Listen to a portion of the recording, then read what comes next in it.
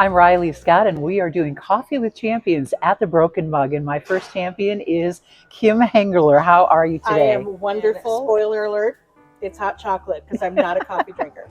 But it's very good. Yes. Everything here is. It is. So I want to start out a little bit in the past. Now, you grew up in New York? Well, I was born in upstate New York, a little tiny town called Plattsburgh. There's an Air Force base there.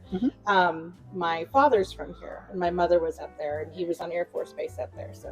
So they met, love, me, all the things.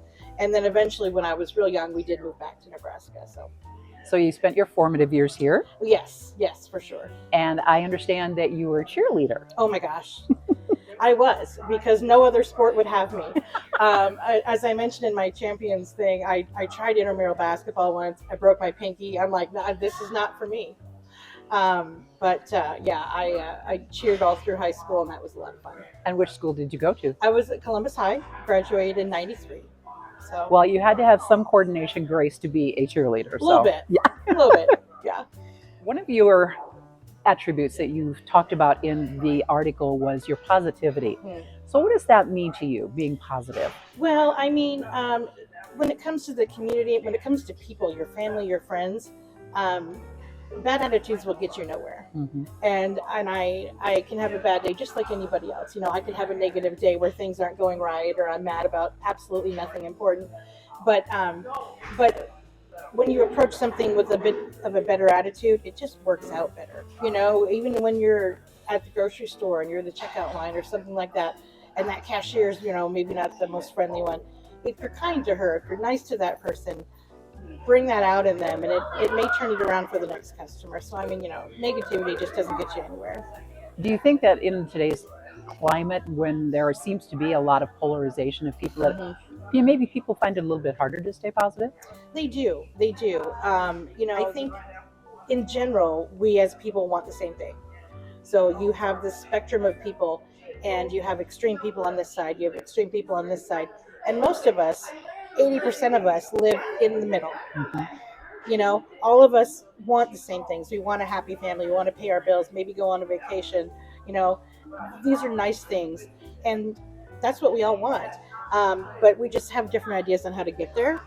So I think if everybody could see that as a way of thinking, that you may not have an idea that I like, and I have something like that, but our goal is the same. So working together to get to that goal would be the ideal situation. You have 4 children. I do. Tell me about them. Oh my gosh. My oldest son, Alexander, is 25. He is married to a wonderful gal, Nikki.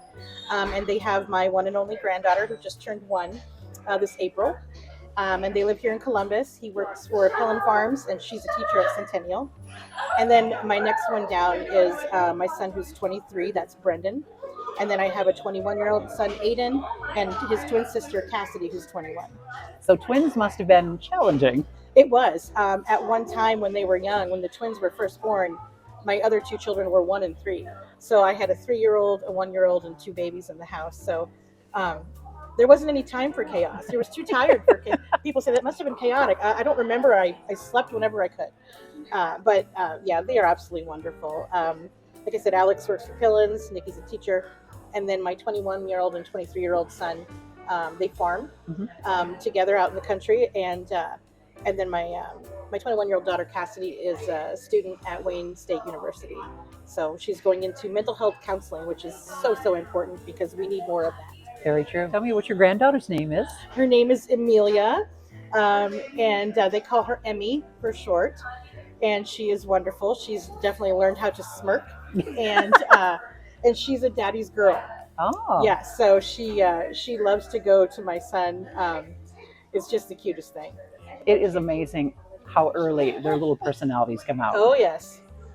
They, she'll come home and she'll be with mom and everything's great. Dad walks in the room and she's just like, so it's so sweet. It's sweet to see your son, go from this man to this absolute mush of a person when they have a little girl in their arms. It's very sweet. It is indeed. So you are in graphic design and printing. Yep. Tell me a little bit about the job progression to get there. Well, I started out at Eeks Office Solutions, and I worked there for about 14 years altogether. And I got into printing with them, And it started off with just, just doing some posters or just doing some little invites or just doing some letters. And then it turned into a whole thing.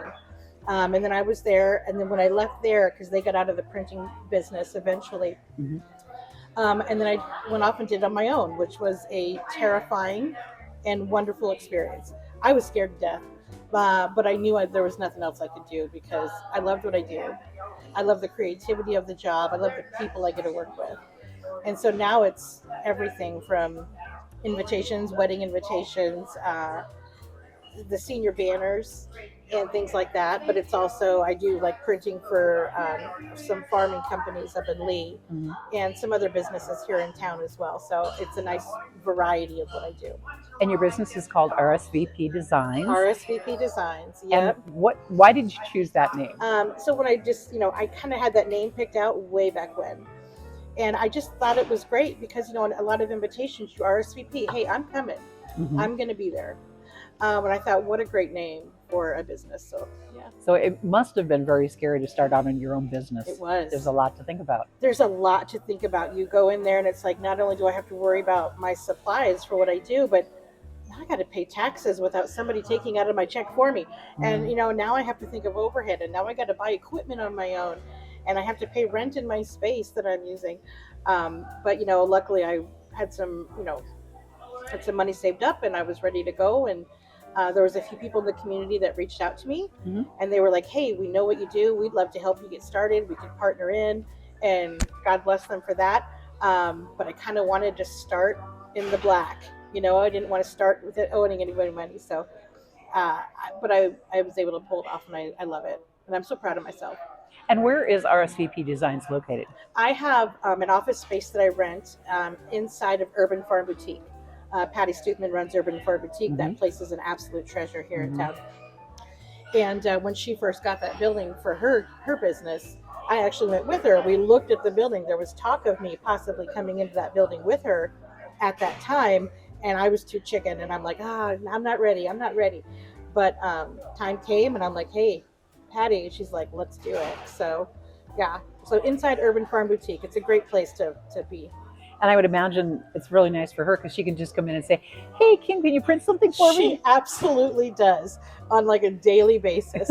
I print some of her signs for her. I print some of the sales signs and poster signs. I print her little tags for her products, for her sales. So she'll pop her head in and she'll be like, hey, Kimberly, can you print me out some sales stickers?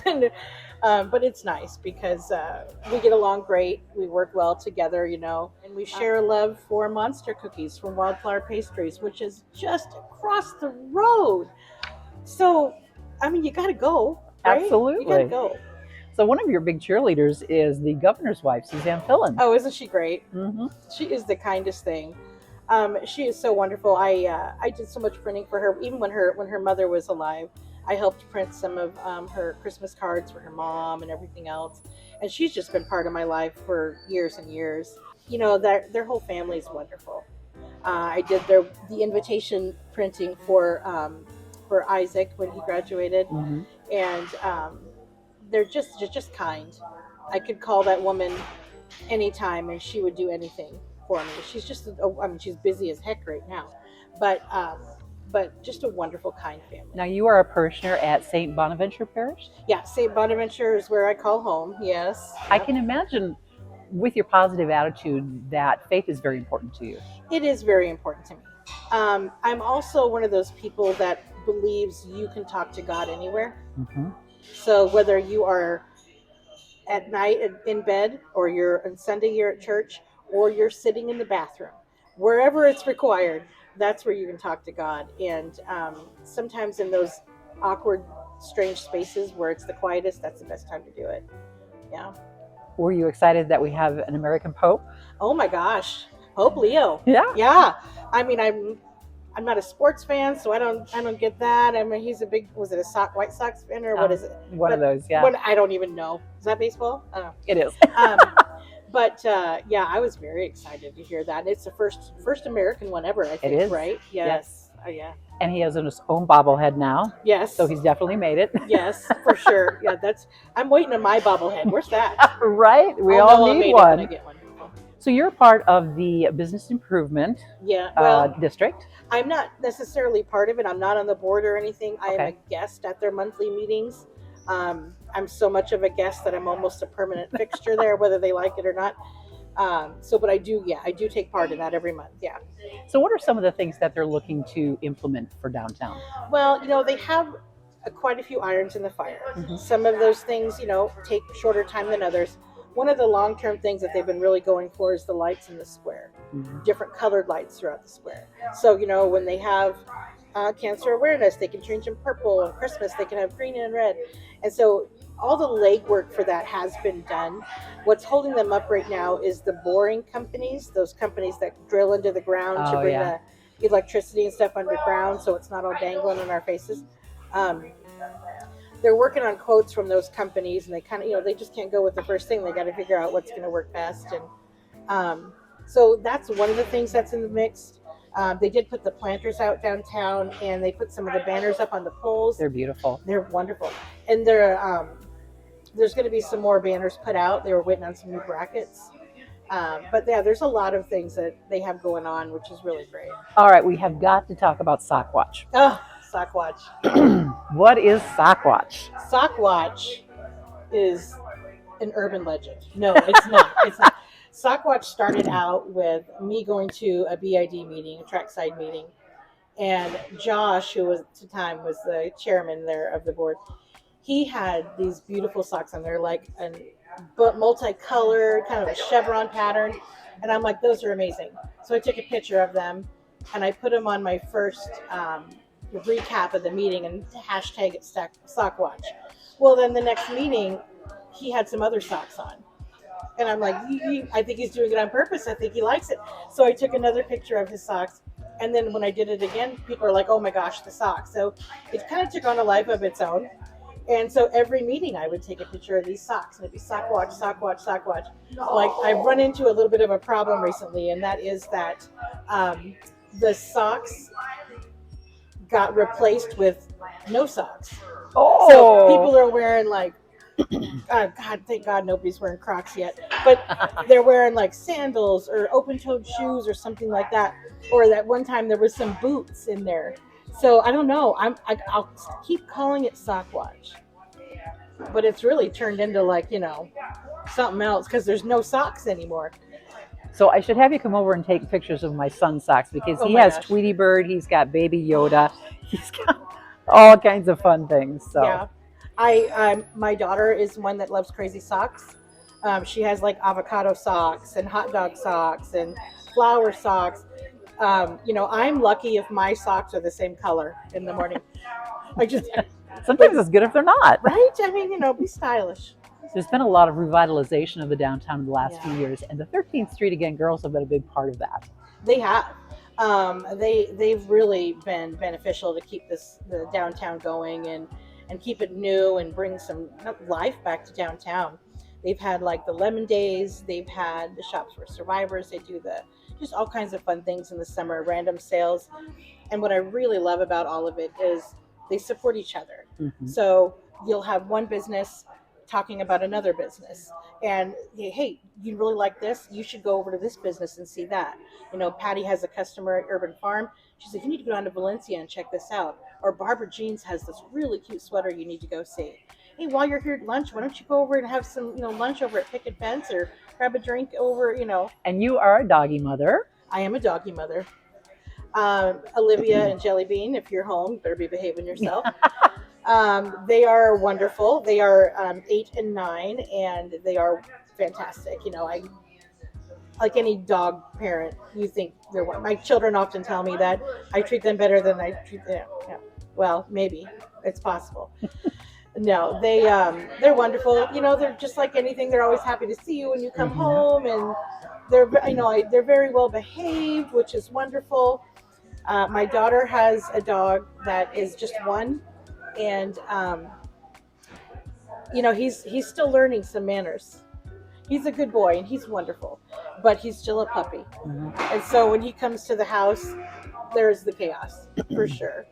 And then I also some friends of mine have a dog that I dog sit for as well sometimes. So There's always at least 2 to 4 four-legged animals in my house at all times. When my kids, because we have 2 dogs too, and my kids tell me, you treat them better than us. And I said, well, they treat me better than you did. So Right? Did you lick my face today? No, exactly. you did not. Right. So tell me, if you were going to maybe encourage someone to come and visit Columbus or move to Columbus, what are some of the great things about this city? Oh, some of the great things about Columbus. If it's in the summer like it is now, you need to take part of Beats and Eats. That's a must. Every week there is entertainment. There's food trucks. There's people down there. You're in the park. It's outside. It's wonderful. If you are a reader, you need to check out Terrace Books. I'm a member of the Silent Reading Book Club. In fact, we're meeting tonight. So if you love to read, that's a great place to go. Dee that runs that place, she's amazing. She is. Yeah. I guess, you could check out the Chamber for stuff. The Visitor Center has a wonderful avenue to look for things that are going on. But there's so much going on in town. You just have to look for it. If you sit home and you don't look, it looks like a pretty boring town, But it's not. There's so much. There's shops downtown. There's wonderful little restaurants downtown. There's entertainment. There's places to get drinks. It's a nice place to go. When my girlfriends and I go out, sometimes we meet every week. In fact, we're meeting tonight after reading.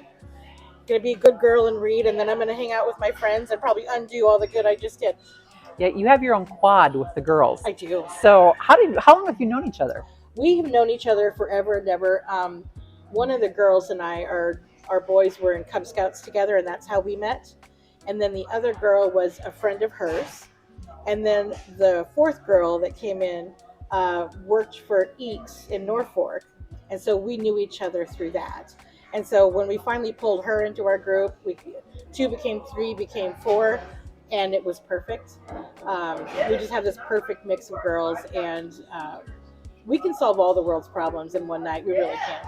Absolutely, people should listen to you. Yeah, we should. Some of us like, we should start a podcast. And I'm like, I don't think we can say the things we say and still have a podcast. That wouldn't So work. when you became a Columbus champion and the little magazine came out, what was that like? Did people come up and compliment you on it? Well, first of all, I was absolutely flattered that I would be considered for something like that. I always have plenty to say, but I didn't think it was worth listening to. It was really nice. It was quite flattering, and I was very honored that I was asked about it. So that's great. What's changed in your life since then? What's changed in my life? What's changed in my life is that people that I didn't know were reading my social media posts will come up to me randomly and be like, "Sock watch," or "I can't wait to read it, this and that and the other thing." They don't interact. They don't like the post. They don't comment on the post. But by God, if they see me in public, they can quote it verbatim. And I'm just like, so, what's changed since then is I realized that there are people out there that want this information. They may not want the jokes and the little weird things I say in between, but overall they want to know what's going on, and they want to know it from somebody who's on the outside looking in. Because if you're always paying attention to the officials that are saying it, or the people in charge, or the people that are supporting just this one thing, you're going to get one side of that story. And I do try to be very honest with what I say. So if there's something I don't like, I'll mention it. I wasn't a fan of this, but this is what's being discussed. That's what I've found, is that people want to know what's going on. They want to hear about it from a fellow person, not somebody on the board, not somebody on other things. So, What are some of the high points in your life that you remember, even back when you were a kid? My high points in my life, definitely not my mother's goulash. She just found this out like a couple years ago that I absolutely hate her goulash. And she's heartbroken. She's like, "What? I made that all the time." And I said, "I know, it was awful." No, growing up, well, of course we had dogs growing up, so that was wonderful for me. And my father was in the military, and he was over in Desert Storm and things like that. So when he came home, I remember that. Growing up, I remember every day we would go to ride our bikes to Pawnee Park, and we would go swimming. And I'd have so much chlorine in my hair, it would have a green tint to it. I remember playing in all the parks, like I said in the thing, we came home when the street lights came on. So we didn't have cell phones tracking our every move. Mom didn't know where we were most of the time, and that's probably a good thing. Uh, but I just remember being pretty carefree because we just didn't, the world is different than what it used to be. But yeah, but we would go to New York over the summers and visit and see my grandparents who are now in heaven, but back in the day. So that was nice. Yeah. So you mentioned that you are 50. Yes. I'm going to go ahead and put that out there. Yeah, I don't care. So that is kind of a landmark age, where you're kind of looking back, but you're looking forward too. So Yeah. what do you think the future holds for yourself? I'm excited for what it holds for me because, what interests you at 20 doesn't interest you at 30. It doesn't interest you at 40. It doesn't interest you at 50. It shifts. And one of the things that I've found that as I gotten older is I do care more about my community. I do care more about where I live, where I work, the people around me, and how I experience and how they experience the town that I'm proud to be part of. One thing I did recently join is the Columbus Arts Foundation. Wonderful. Yeah, so back a while, forever and ever ago, was the Columbus Arts Council, and a wonderful group of people were part of that. And that has kind of transitioned. They used to have the art gallery in the basement of the old library, and that has kind of transitioned now and smoothed and flowed into something else. So the Columbus Arts Foundation has got started, and we're in our infancy right now, so we're just getting going. We just had a meeting a couple days ago. I have joined on as the president of that board, and then we have other members of that board too, and one of them happens to be a previous Columbus Arts Council member. So we're so thankful to have her input, her experience on the board. And then there's some other people in the community that are on the board that are wonderful too. So we have a wonderful exhibit at the gallery right now. Yes. Yes. I hope everybody gets a chance to see it. Oh, I know. I absolutely love these art shows that they have now. So like when Brad did his, they had a big party and they had somebody down there at a red carpet event, and there's pictures of me, love it. Don't look that up, please. Oh my gosh. But yeah, they absolutely love it. It's just so wonderful. And they had some kids come and sing that night. There was some that a cappella. It was great. What's on your bucket list? My bucket list? Gosh, making it till 51, maybe? How about that? No, I don't.